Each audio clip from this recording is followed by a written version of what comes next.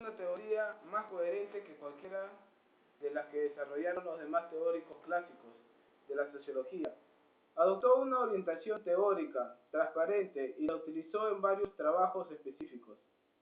Sus defensores dirían que la claridad del pensamiento de Durkheim se deriva de estas coherencias, al tiempo que sus críticos aducieron que esa claridad se debía a la relativa simplicidad de su teoría.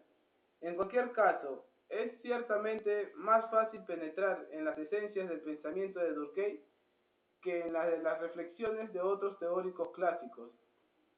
El núcleo de la teoría de Durkheim lo constituye su concepto de hechos sociales. Durkheim distinguía entre dos tipos básicos de hechos sociales, los materiales y los inmateriales, aunque con frecuencia ocupaban un lugar de prioridad causal en su teorización. Los hechos sociales materiales, por ejemplo, la división, el trabajo, la densidad dinámica y el derecho, no constituían las fuerzas más importantes en el sistema teórico de Durkheim. La preocupación esencial de Durkheim eran los hechos sociales inmateriales. Analizó varios, entre ellos la conciencia colectiva, la representación colectiva y las corrientes sociales. El estudio de Durkheim sobre el suicidio constituye un buen ejemplo de la importancia que tienen los hechos sociales inmateriales en la totalidad de su obra. De acuerdo con su modelo causal básico, los cambios en los hechos sociales inmateriales producían, en última instancia, diferencias causales en las tasas de suicidio.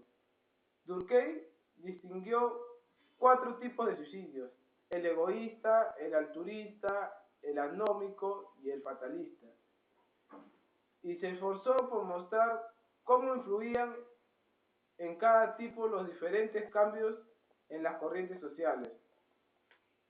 Para Durkheim y sus seguidores, el estudio del suicidio constituía una evidencia de que la sociología tenía un lugar legítimo dentro del conjunto de las ciencias sociales. Después de todo, decían, si la sociología podía explicar un acto tan individualista, ¿cómo el suicidio entonces podía explicar otros aspectos menos individuales de la vida social? Debido a su preocupación central por los hechos sociales y materiales y algunos desafortunados enunciados que desarrolló en el intento de definir el dominio específico de la sociología, se ha acusado a veces a Durkheim de mantener una orientación metafísica sobre la existencia de una mente colectiva. Pese a que desarrolló argumentos aparentemente indefendibles, Durkheim no creía en la existencia de una mente colectiva y en realidad tenía una concepción muy moderna de la cultura. En sus últimos años, Durkheim se interesó por otros aspectos de la cultura como la religión. En su análisis de la religión primitiva, el objetivo de Durkheim era mostrar que las raíces de la religión se encontraban en la estructura social de la sociedad. Es la sociedad la que define ciertas cosas como sagradas y otras como profanas. En su análisis del totemismo primitivo, Durkheim demostró que el carácter social del origen de la religión y sus raíces en la estructura social del clan. Además, consideraba el totemismo como una forma específica y manifiesta de que la conciencia colectiva en la sociedad primitiva. La fuente de esta conciencia se hallaba como la de todos los productos colectivos.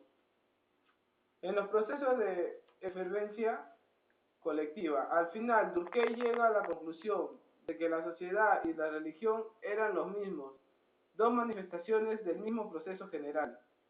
Debido a que identificaba la sociedad con Dios, también identificándola, Durkheim se opuso a la revolución social. Era un reformador social, preocupado por la introducción de mejoras en el funcionamiento de la sociedad. Mientras Marx percibía diferencias inconciliables entre capitalismo y trabajadores, Durkheim creía que estos grupos podían unirse en asociaciones profesionales. Recomendaba la creación de estas asociaciones para restaurar la moralidad colectiva en el mundo moderno y para evitar algunas patologías remediables de la división moderna del trabajo. Pero sin embargo, estas reformas estructurales tan limitadas no podían solucionar los problemas culturales, sino que más bien invadían el mundo moderno. Por ello, Durkheim puso sus esperanzas en curiosos sistemas, el mundo moderno de la moralidad colectiva, que él denominó culto al individuo. Durkheim apenas habló de los microfenómenos, pero esto no significó que no tuviera nada que decir a estos respectos. Desarrolló algunos supuestos sobre la naturaleza humana y estudió la socialización y la educación moral, pero en su obra los microfenómenos suelen ser tratados como variables dependientes, determinadas por los macrocambios de la sociedad. Aunque Durkheim analizó los principios de los niveles de la realidad social, se centró en las macrofuerzas y sus influencias causal en el nivel individual.